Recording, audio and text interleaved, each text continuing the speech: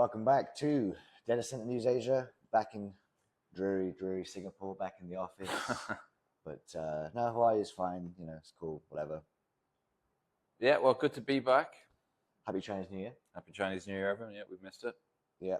And yeah, we've got a couple of news stories this week. A bit of a, well, not too quiet, but we've got a new country to talk about as well, which I'm excited for. Couldn't see it on the DC Byte map. We'll look into it a bit. Don't worry, it's getting there. Let's start in Japan, shall we? So, CapitaLand have announced that they are planning a 50 megawatt data center in Osaka.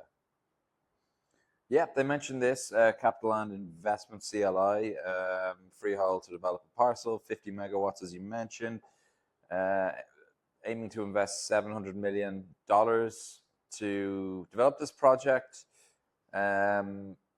Not a huge amount more detail that was actually released on this, but CapitaLand is going about building a pretty big portfolio. Like I think we mentioned them, India, start of the year, tail end of last year. But they, according to this, they've added 23 facilities across 9 countries since 2021. So yeah, so for those significant now, yeah. For those of us who are still using the $10 million to a megawatt kind of back of the matchbox calculation, for most markets, we know that certainly India and Malaysia are coming a bit under that these days, and Japan. I had Japan in my head as sort of 17 to 18, but this they're saying they're going to invest $700 million to build a 50 megawatt facility. I'm not sure that's all, completely. No, I think the number generally used for Japan is like 14 million. Oh, but that would that would tally with this then. Yeah, and that's not me just dividing it by 50 or 700 divided by 50. I think like 14 or 14.5 is the back of the matchbox calculation for Japan. So yeah, that all lines up. Across APAC now. So obviously Singapore, which is hometown, South Korea, India, China. So yeah, new country for them. 800 megawatt portfolio, including their Europe assets, because CapitaLand are, of course, in the UK, France, Netherlands, and apparently Switzerland. Which I didn't know about that one. Yeah, wasn't aware of that one myself, but Switzerland. Yeah, more sizable player than we sometimes give them credit for. So good luck to Kenny and Eugene in the gang. Let's talk about, can't not talk about India on Asia news. There's always India stories. Let's talk about India because CtrlS have completed their 125 megawatt solar farm. This is, if any of you were watching back when we did Data Center World last year and we had the interview with Sridhar, he was talking about some of the power solutions that CtrlS have been putting together and building their own assets, and this is one of the big stages in that. Yeah, so this is their solar farm in Nagpur, which is supporting their Mumbai site. So this is now complete. So 125 megawatts. The first half of this was actually complete in halfway through last year, I believe. June, as per my notes. But I think it's kind of, or certainly one of the first of its kind, where it's getting pretty much directly plugged into their facility. So in this particular instance, it's providing the energy for their Mumbai campus, which is 5-6 facilities at the moment, haven't you? 5, with a couple under development. And according to this, about 116 megawatts or so. So, this is interesting. So they've said that this will cover 60% of the power requirements for the Mumbai data center campus. I would be interested. There was no mention on this of using a BESS battery solution or other forms of storage. So normally the challenge with solar is the intermittency. So it's data centers use power like that typically, and solar farms produce power in a different shape throughout the day. But yeah, this is 125 megawatts for a 116 megawatt campus to produce 60% of the power. We'd be very interested to dive further into that and how that would be. But great achievement for the team at CtrlS. Yeah, congratulations to Sridhar and the whole CtrlS team for it's an exciting project. I think I can actually try visit this next time I'm in Mumbai, which will be relatively shortly. Yeah, there was some other. I knew something else in the story. They were talking about different types of solar panels, and so we're not going to go into that. We're not solar center news, Asia. N-type solar panels, which are more efficient, apparently, is what they're using. There you go. Exciting stuff. If you are big into your solars. There was other India story. This was actually from previous while week. We were at PTC, but we didn't mention it. So AWS announced further investment into, this is the same region actually, this Mumbai is where CtrlS just built that, and AWS are, again, this is one of those AWS announcements where it's like, we're committing to invest $8.3 billion in the region.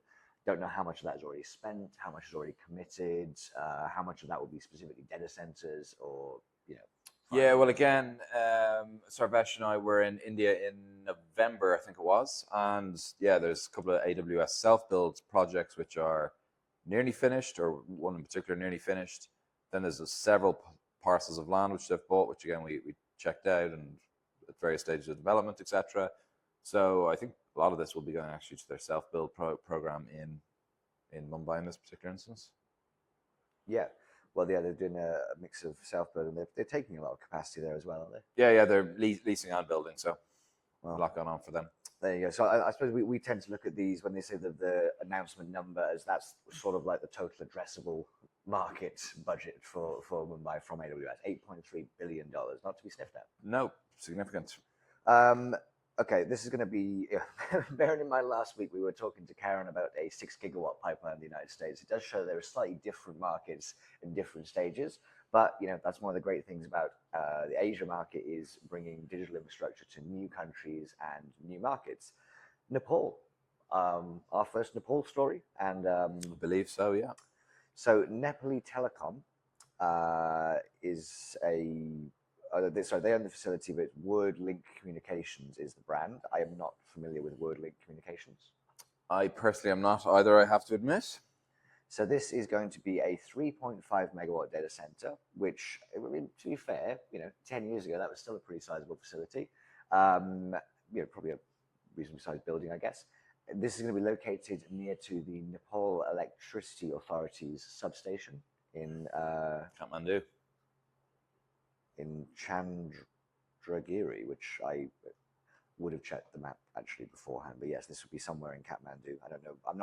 Kathmandu is not one of my geographical strengths. I'm not sure if we have any listeners from Nepal either. So if we do, let us know how badly we butchered that.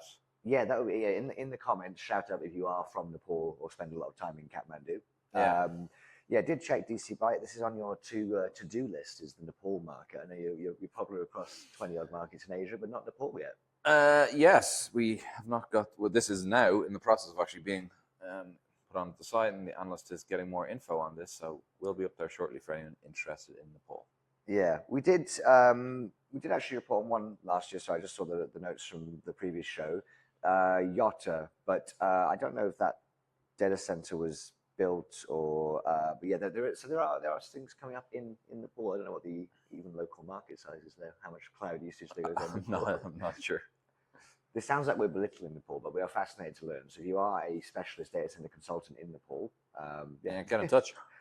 Yeah, so I think that's most of the news for this week. We also got, if you haven't been watching the PTC stories, those are all coming up now on our YouTube and Spotify, as well as you can still watch them on LinkedIn. And we are going to be traveling, I think, our next data center news trip. We're not sure DC Byte's doing stuff in the meantime. We're going to Tokyo next month for Digital Garden, which is a brand new event in the Tokyo calendar. It's we're partners with them. Yeah, we're partnering with them. So it's the guys from Asia Pacific Land who are building that big campus in Kyushu, Dan.